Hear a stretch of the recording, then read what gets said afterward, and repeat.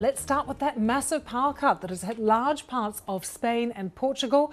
Public transport, communications and many businesses have been affected. Hospitals are operating normally. They have generators, so that's some good news from there. But what is not known at the moment is what caused the problem. The Spanish and Portuguese governments have been holding emergency meetings after the outage. We are closely watching all the news coming out of Spain and Portugal, and we've just heard from the Spanish grid operator REE that says restoring power could take between 6 and 10 hours from now.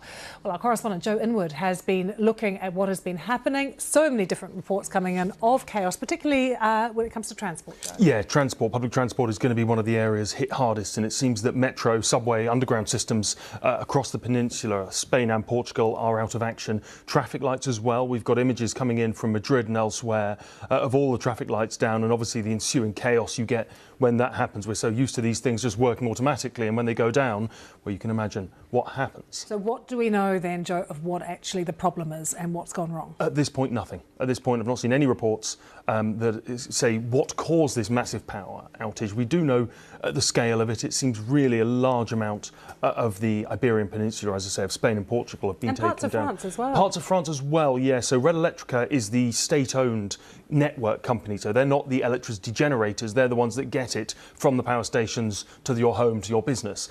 So they obviously have some stations, or they have power lines that go into France as well, it seems. And so there's been a mild effect there. But I think the main effect, the biggest impact is, as I said, in Spain and Portugal. And we've just been hearing that it could be 6 to 10 hours before services are restored. It's a long time for people to be without power, possibly needing to get home, or their phones might go down. I mean, this is going to have a massive effect. It is. I mean, luckily, just kind of looking at the times now, luckily it seems that by the time it starts to get really dark, people will start to get the power back on. But as you say, all of our lives are completely dependent on this. And so for people who are trying to go about their work, just live their normal life, it's going to be very, very difficult. As you mentioned before, though, of course, there are lots of places that have contingency backup. If you're in a hospital, well, you're luckily not going to be affected with larger hospitals. But we saw recently, I mean, it's obviously a separate issue, a separate cause, but with the fire we had at substations that took out Heathrow Airport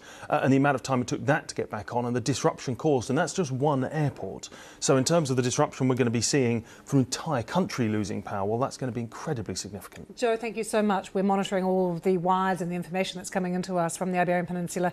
I can tell you Spain's National Security Council have just announced that they are going to meet to coordinate a response to these mass power outages. And we also know Spain's Energy Minister has been to talk to the suppliers of energy to see what's going on. So a big coordinated response happening in Spain as well. The live page is up and running on the BBC News website, covering this extensively. Our team is talking to people on the ground who have been affected. I'm just seeing one here, Kirsty, a teacher in Madrid, who's talking about how devastating it is for many of the children there because they don't have 5G and they can't charge their phones. You can imagine what that's like for teenagers in Madrid at the moment. But seriously, she said it's lucky that this happened after lunch because everyone got their cooked lunch, but there are real concerns about how to get the children home when the metro system is down. So do go to the live page and keep up to date with all the developments from the Iberian Peninsula on there.